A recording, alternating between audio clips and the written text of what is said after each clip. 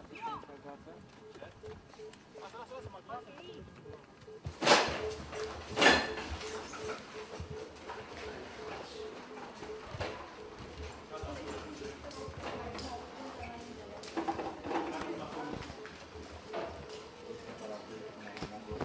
Am preluat de la Reșița un copil de 2 ani, victima unei agresiuni de câine, stare gravă, pacient găsit comatos de către mine, adus la Spitalul Județean din Timișoara pentru investigații suplimentare și tratament neurochirurgical.